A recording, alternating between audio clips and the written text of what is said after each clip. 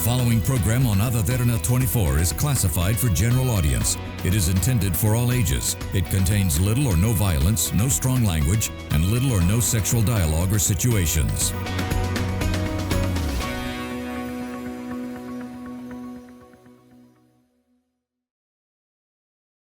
The following program contains opinions of the participants and does not reflect the views and beliefs of the Derana Media Network. The network believes in a safe space for all ideas to be expressed and on its duty to create such a platform for free speech.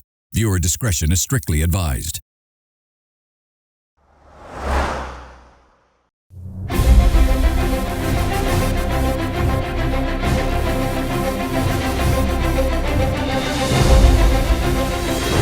For a real view, real opinion, and for an honest conversation, it's time to Get Real with Mahieash Johnney. Tonight, coming to you from Studio 24 in Colombo.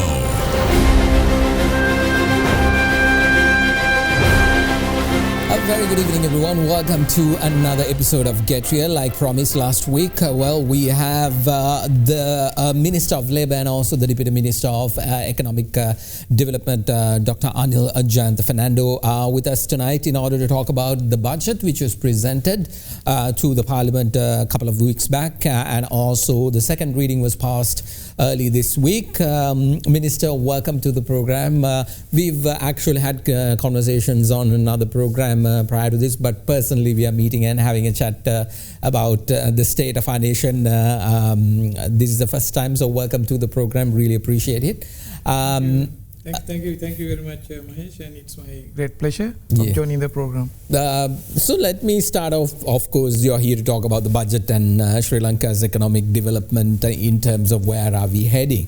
So the budget was obviously, as when you all came to power, there was a massive challenge in order to put this economic portion of our country at the correct path so that people will start to receive the dividends of that success. Because for one of the key cash phrases that your government told in election podiums was that for 75 years they have mismanaged. So now you are coming to manage it accurately with that particular intention of putting this economic path towards the correct direction.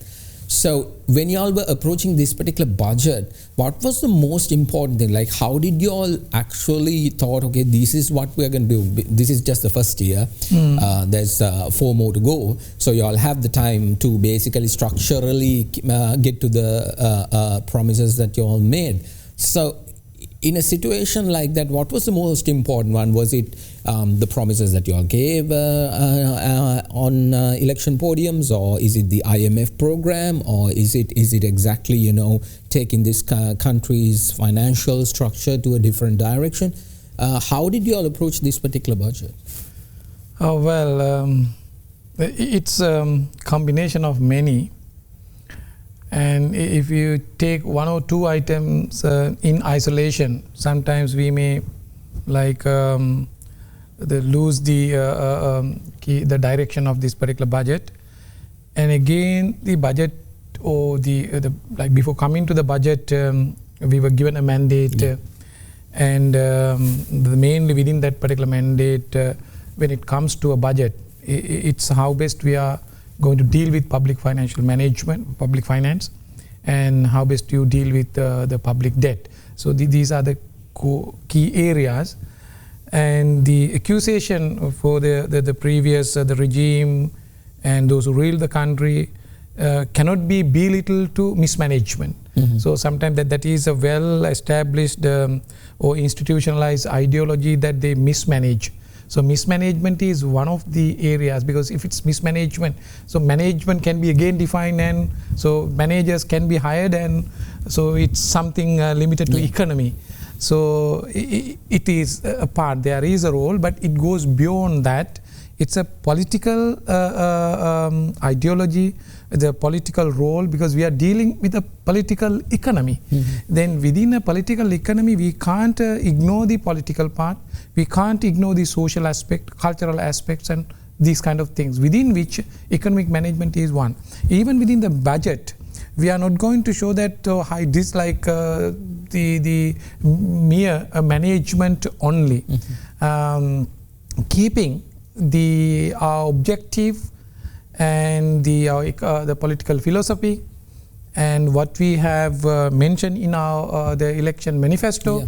In the election manifesto, if you decode them, you will find individual items,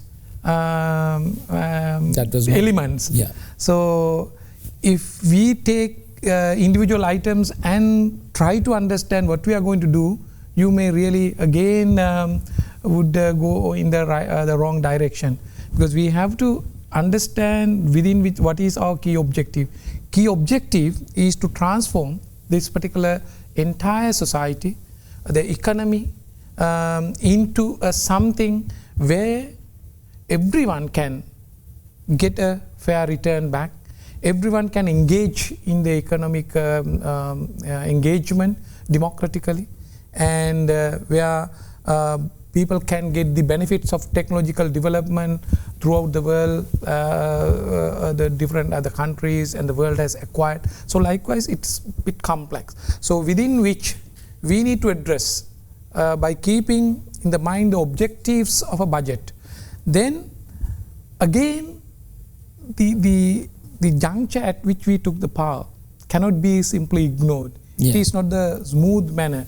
So the economy and the country faced lots of things. Finally, it crashed, and the ruler was chased away. So we have to take into account that, and we need to take into account the present condition at which we took the power, and our political, the philosophy, and other things. Then what are the alternatives? What are the measures that we have to take in to account when we prepare the budgets? Many things are there, different alternatives, of which we happen to choose the best alternative to drive the economy. Just adding one important point, and then we can continue. So referring to this particular budget, therefore we place the economic and social stabilization as number one. Okay. And our economic and political philosophy as well, that is none other than expanding the economy with sustainable economic growth and development, and creating opportunities for people to engage in the economy, and finding ways and means of distributing that particular wealth in an equitable manner. So within which we really kept the first step towards a long journey. So I have to ask about the reaction that the opposition is basically coming up with, and also talking about their talking points with regard to this particular approach that you all have taken. First thing is, they say this is a complete misdirection from the economic from the election manifesto towards implementation. That is one. So the second one is apparently certain things that you all promised in terms of taxation, in terms of healthcare sector, in terms of plantation sector, all these areas which once again, if they take it individually, I think now the committee stage is going to happen next week. So when that happens, obviously we will be discussing about that separately. But so in general, this is what is exactly that they are floating. So one of the key questions that I have is also one of the things that they pointed out was that not during the budget speech, but prior to that, when President Anil Dissanayake came into the parliament to basically tell that the tax threshold was increased from 150,000 to 200,000 for people who earn, I think, lesser amounts, so that now it is changed. One statement he made was the fact that, we managed to get the approval of the IMF. So they were questioning on this other side, saying, wait, hang on, is our financial economic independence is completely decided by Washington? Was that the whole idea? Because IMF is in charge. Because one of the things that you all said during the election rally is, we're going to take it away from the IMF plan, and we're going to tell the IMF, change, because we can't go with what you have proposed thus far. We know President Anil Kumar Dissanayake, when he met them, said that. So what exactly, basically, how do you respond to that? Because I asked a lot of stuff. Yeah, lots of stuff. You can take your time to respond. Even you can intervene, we'll discuss, we'll take one by one. It's wrong to say that entire our manifestation of actions are aligned with the IMF and the Washington is managing. It is wrong to say. Why I'm saying this, the opposition mainly criticize that there is a mismatch, and what we have mentioned in our manifesto is totally different from what we have mentioned in this particular budget. Then again, we have to say, okay, if there is a mismatch, what is that particular mismatch? Okay, we said certain things, so these are the line items, they are not seen. Of course, if you just carefully go through in detail, even these, the ideas, what we have just given in terms of our objectives and achievements, so they are there, we can show. However, they must be able to show us why it is wrong in a way. So if there is a mismatch, what is that particular mismatch? If that mismatch is derailing the objective of public financial management, that is the number one question we have to ask. Is it really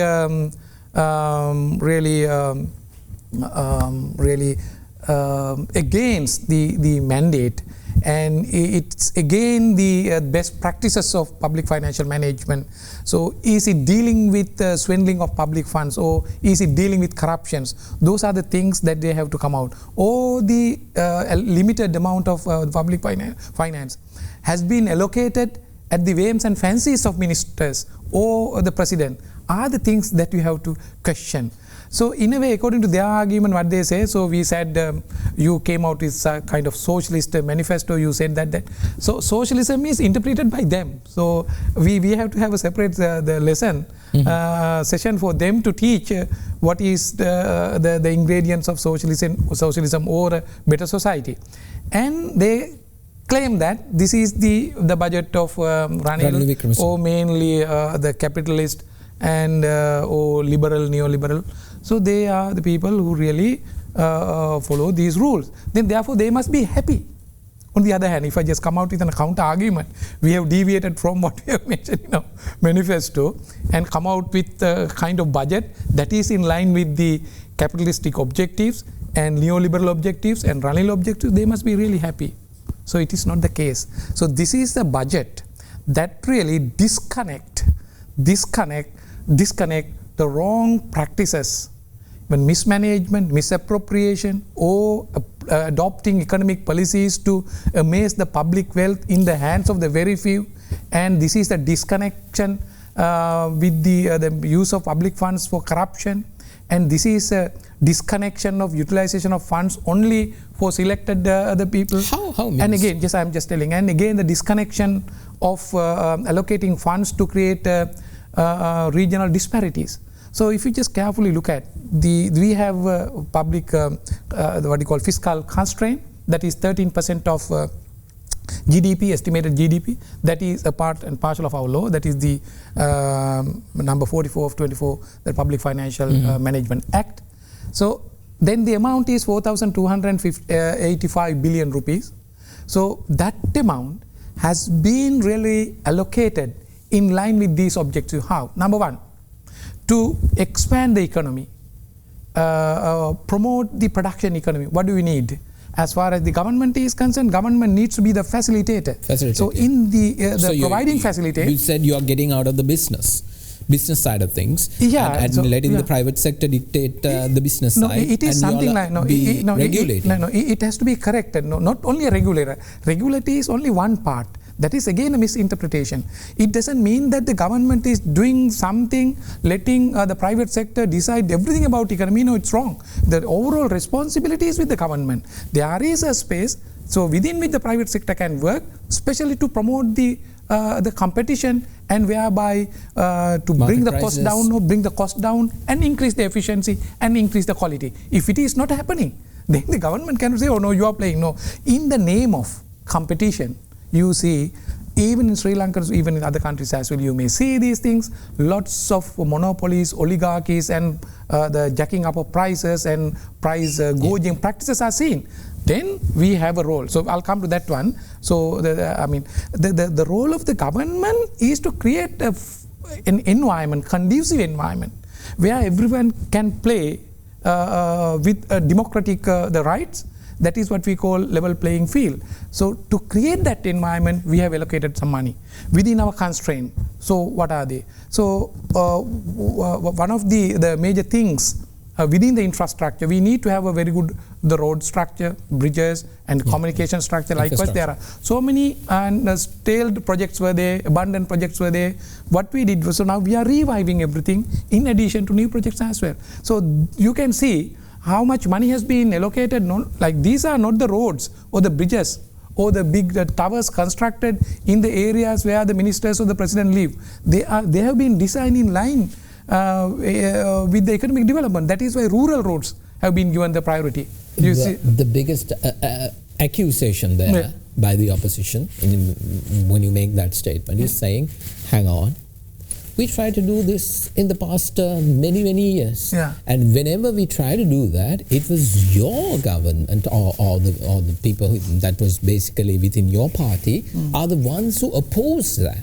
So how come that you're coming up and now saying at that particular moment it was wrong, and now it is now suddenly turning into something that is right? No, it's not right. It's wrong. I mean, we never ever opposed the development projects. What we oppose were the corruption involved in these projects and the projects, because if you want to really swindle public funds, you can come out with some kind of projects in isolation. So then there is no connection of this the construction with the economy. So that is the accusation. What we are trying to do, so whatever the stale project, if there is no economic connection, now we are trying hard to connect it. So for example, even the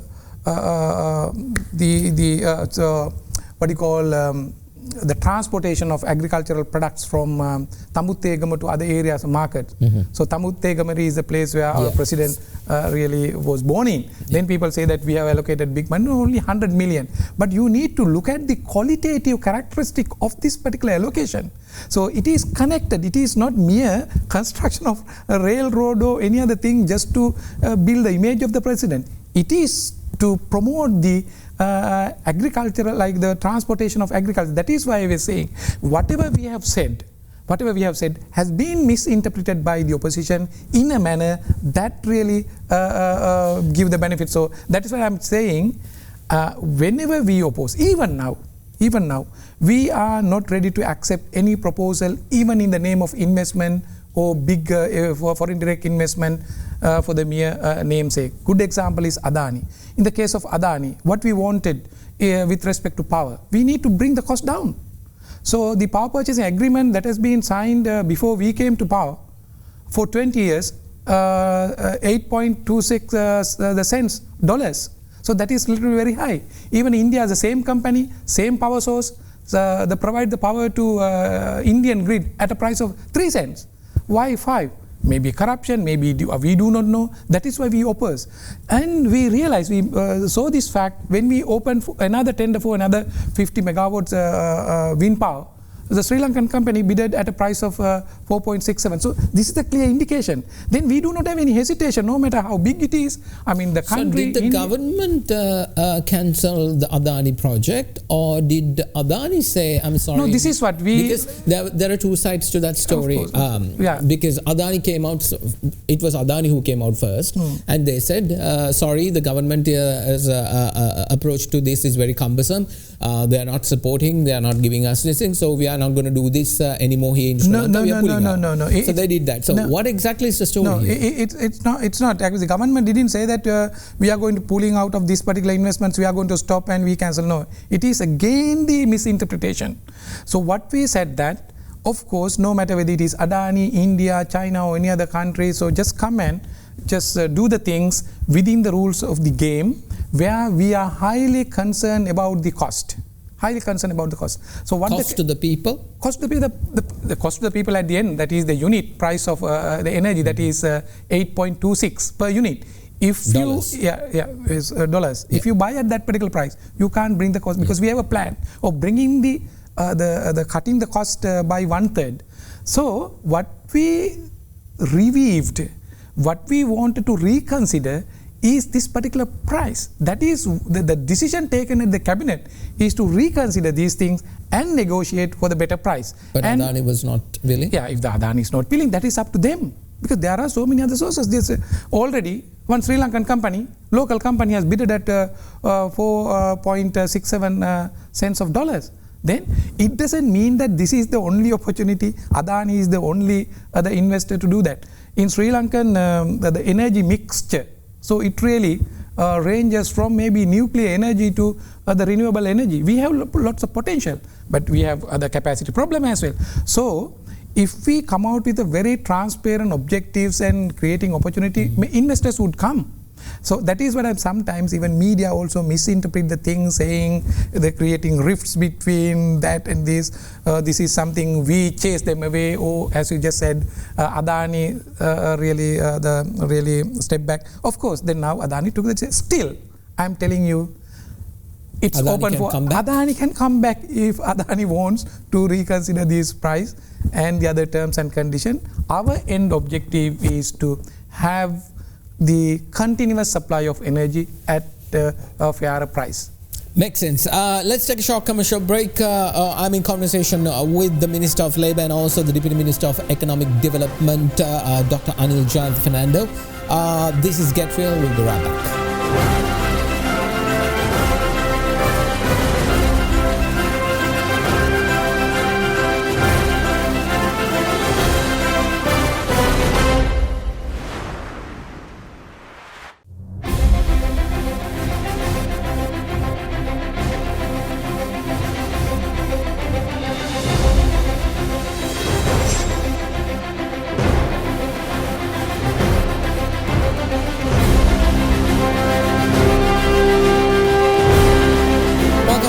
To Get Real, I'm in conversation with the Minister of Labour and also the Deputy Minister of Economic Development, Dr. Anil Jayantha. We've been talking a lot with regard to the budget, and he has been clearing certain factors, accusations that has been out there, and also getting into that. Now, let me get to another accusation that is there, Minister.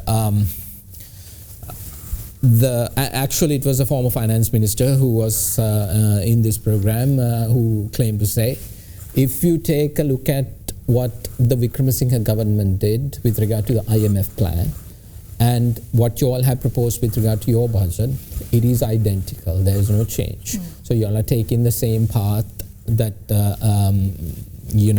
what they've been doing. So in a way they're happy, but what they're trying to say was that apparently they worked hard for 2 years on that, and then suddenly you all come and take the credit, saying that we managed to basically save the country from bankruptcy and all that. How do you respond to that? Yeah, first of all, if they have just doing the right thing and respecting the people's the mandate, so they wouldn't have been defeated by people. So now people have given a different mandate for us. So in that mandate, the individual actions that we do, sometimes you may see similarities. So it is not that like we have to do strange activities. And so especially when it comes to public financial management, no matter what government comes in, you have to collect revenue from the limited sources that you have. You have to allocate money to achieve these objectives. So what we were really blaming them, so they were not allocating the limited resources to achieve these objectives and pass the benefits to the general public.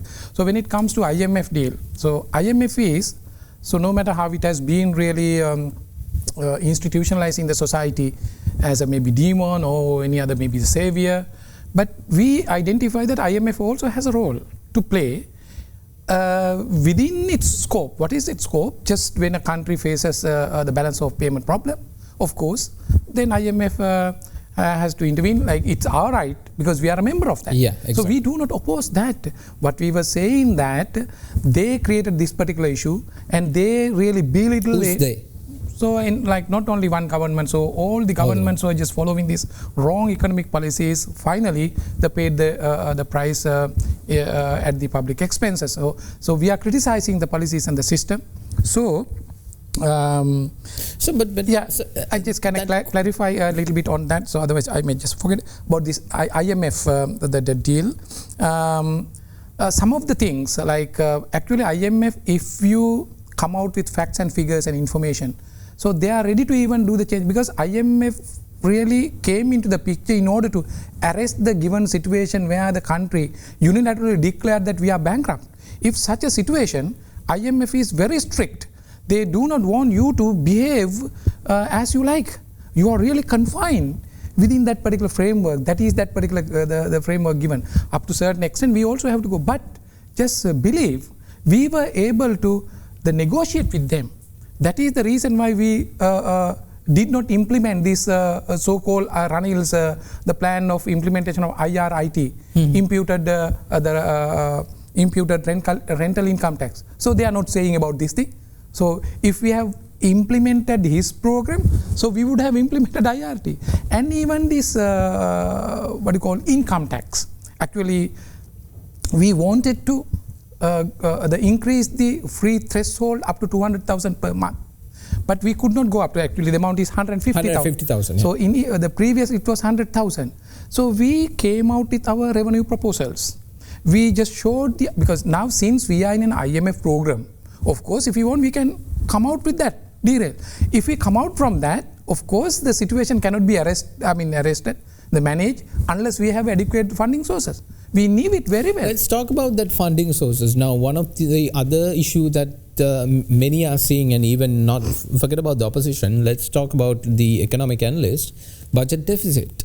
How are you going to basically manage this deficit? Because taxation was not that much clear in this particular version. So, but they were, I think it was the former State Minister of Finance who was also in this program prior to this. He alluded to the fact that there will be another version of the budget within another 2-3 months, which will be completely focusing on taxes. Basically, so do you all have a plan? Like, are you going to basically have another version that is going to come later on in the year, which will just focus on the taxation and then suddenly shocks to the people? Or what exactly is the story in order to basically close the gap? No, we don't have any hidden agendas. Before coming to this particular question, let me just finish the previous part. How best we dealt and negotiated with the IMF to show how genuine we are. Then we were able to do that, the removal of that IRIT, and we were able to increase the threshold up to 150, because at the beginning they didn't like. They said that this is the program as of now. You are not healthy enough to do as you think. So then it was our responsibility to show IMF and other counterparts, no, we have different revenue measures. This is how we are going to do this thing. So therefore we increased that up to. And again, we were able to take some of the exemption, the VAT. And how the IMF was really concerned, it's okay, we can give any concession, but you have to show the other avenues of just fixing this different. Actually, we came out with different proposals. So how best we increase the tax efficiency, how best we collect unpaid taxes, how best we bring the people, those who evade and avoid taxation into the tax base. So likewise, we came out with very fantastic proposals. But the IMF's argument by that time was, so how confident, like how substantive it is at this moment, because they came out practicality for the time being, because we wanted to meet the targets for the next the end of the next tranche and the third review. So that is the reason why what we have agreed as of now, and even changes are there, lots of changes, and even the IMF was able to give us little bit more room to give targeted benefits if we can identify. So this is the reason why our government was able to give certain subsidies and concession for school children, poor people. So targeted the benefits were given. So then therefore the argument that we simply accepted what IMF saying, or IMF is managing the country or the budget, is totally wrong. We did our best within the given constraint. And coming back to taxation. you see, when we took the government the last year, so our period was just 3 months. Yeah. Imagine by October, end of October and November, the revenue targets were really dropping.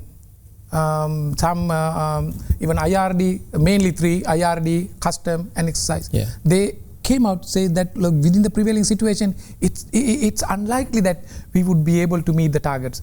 Then what we did, we really had continuous meetings, very regular meetings, and showed them the importance of meeting the targets, and some of the administrative problem that they were facing was solved. We facilitated them, encouraged them, and so had a very close dialogue with them. Just what happened within a month's time. You may not believe. All 3 departments, like Inland Revenue Department, Custom and Excise, met the target. So almost 100%. So therefore, if you have a political will, if you are dedicated to do that, of course we can do, because the public administration, staff, public servants are capable enough. So within 1 month or so, if we did it, now we have 1 year. So we are very confident that we can meet the targets. Just to give you the numbers in brief. Yeah. Is there another version of tax? No, it would not be, because we are we are highly confident that we can surpass these the targets, because here what we have forecasted are the most substantive things that we can easily collect. But if we increase our tax efficiency to great extent through the support of digitization, and if we can clear out certain bottlenecks in expanding the tax base, of course there would be a bonus as well. No, this taxation factor, I heard this story before by, I think it was from people from Vietmaga when they came at that particular time, and then they said, when we were talking about, when they were lowering taxes, especially the income tax was coming down, in certain instances completely removing it off, and the opposition was screaming, saying that no, you can't do that because of the simple fact that revenue is going to drop. First thing they said was, we are going to increase the tax efficiency and make sure that we bring a lot of tax, the people who are not paying taxes into the bracket, and make sure that we collect the revenue properly. Did not happen. So how come you're confident this time around that it's going to happen? Yeah, you can't simply compare what we say and what the others said and what they did. So then you need to check it, because what they said and what they did were totally different, and we have to do another research on this thing. So we are totally different. That is why I just told you, if we do something, if we say something, they are really the same thing and interconnected. That is the reason why I told you that within a couple of months' time, we were able to bring the tax revenue back. Of course, so economics, so the tax collection is not a deterministic science. It is economic. It's a natural science. So it involves with the nature, behavior. So therefore, we need to very closely monitor the situation. So we are monitoring it. We are working with them in consultation with them. So therefore, it doesn't mean that this tax collection would happen in a very the linear equation. There would be ups and downs. Then we'll take the corrective measures, of course. And we have the other. It doesn't mean that new taxes would come. So there are ways. That is why I just told you. We have identified the ways and means of tax leakages. Okay. So within this particular year, we would be able to fix certain things through the digitalization. But of course, by 2026, when this Sri Lankan unique digital identification comes, it would be much more easier for us. Then everyone would be paying the less tax, of course, and the rates can be brought down in the future for sure. And the duty, that is the custom duty, and the taxes on international trade also can be brought down to the lower level, but the amount will go up. And that is the reason why in the budget speech, the President explained that we are going to revamp the existing custom ordinance and replace it with a new Custom Act. So already the information is there, experts are there. Since we have a political will and dedication and commitment, of course we can achieve. These are doable targets, of course. Minister, we're running out of time, and I really want to, there are lots of other things that we really want to talk about, and I really want you to back here for another program as well. Sure. But let's talk about this particular story about reserves, because that is one of the biggest issues that might impact another crisis going forward. Right. Now, one of the things that could impact is this vehicle import ban being lifted, and suddenly it'll completely hit our reserves. And we saw, I think about a couple of weeks back, there was a small dip in the reserves, and then there was this conversation going on. Is it because now people are starting to open LCs abroad in order to bring in so much of vehicles into the country? How are you going to manage that particular aspect? Because earlier on when we asked about this, the government said no, reserves will not be touched with regard to the vehicle importation. It will be because we already have the revenue for that. So we you don't mean need the previous government, right? Oh. No, the current government. So what is your story there? Because reserves are a very crucial element in order to keep our economy completely running smoothly. The moment it dips, we saw the consequences back in 2022. Yes, it's like this. The reserves here, you refer to the gross foreign reserves. Our target is to build sustainable foreign reserves. Why I'm saying this? Foreign reserve is the amount that has been kept aside without utilizing. That is the meaning of reserve. When it is foreign reserves in dollar terms. So how foreign reserves can be increased? By increasing exports. Yeah. Then we have a master plan for expanding our the exports. So therefore it would be sustainable. And we have a plan of expanding tourism. Then foreign exchange earnings, so the what you call net foreign exchange earning from tourism is greater than net foreign earnings from export, because there are corresponding imports as well. And remittances also, in addition to the normal remittances, we will open up opportunities for them to invest.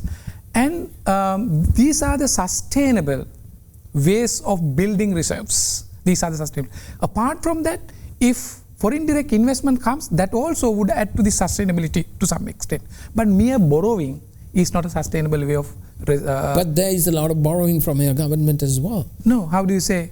Foreign borrowings. A lot of organizations are giving loans after loans. Like if you look at the World Bank, for example, I think 500 was given for this particular project. Some loans. Yeah. So loans taken for a longer maturity period and connected to economic development, that would create more value. Of course, then there would be a value left. So you're telling, this time around when you're taking loans, it's for investment? No, actually, for investment, borrowing would be okay. So borrowing just to refinance, just to repay your existing loan would be really suicidal. We are not going for this thing. We are not going, because this is the mistake that the previous government during 2015-19 did. So they claim that no, we happen to borrow just to repay the previous government borrowing. So that is a mistake that they did, because the early warning signs were there that the financial crisis would come. That they could not build the reserves. So some of the reserve building can be done. For example, tightening your belt.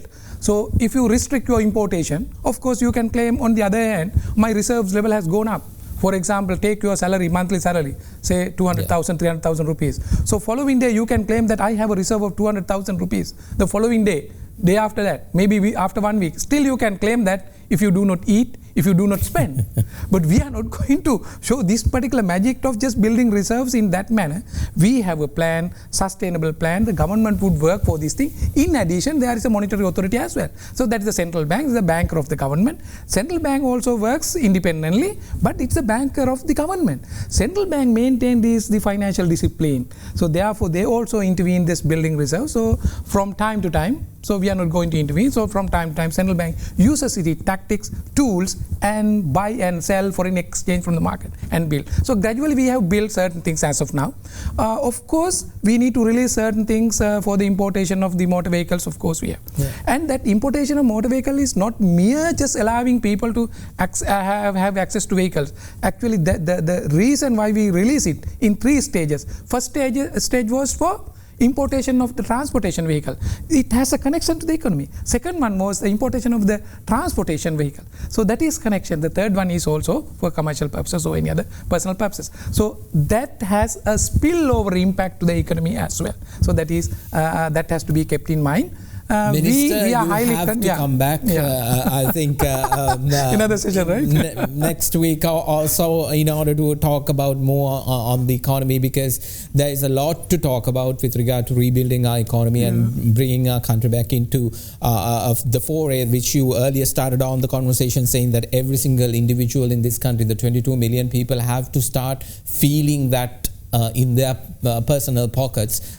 One more thing, like the regarding the feel like how are we going to finance the budget deficit? Straightforwardly, we have said that the compared to the last year. So this time budget deficit is not that much. It is 2,200 billion rupees, of which we will the foreign borrowing is limited to 75 million rupees. The balance is borrowed from the local market, that is 2,125. But that is also not from the banking system, non-banking financing. So therefore, that would not add to your inflation as well. So we have managed it in a proper way.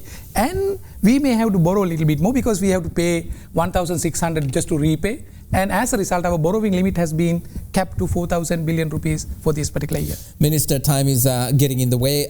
We have to wrap it up. The Minister of Labour and also the Deputy Minister of Economic Development, Dr. Anil Fernando, I really appreciate you coming on the show and speaking to us. Please come back and let's talk about more about how we are inside the budget.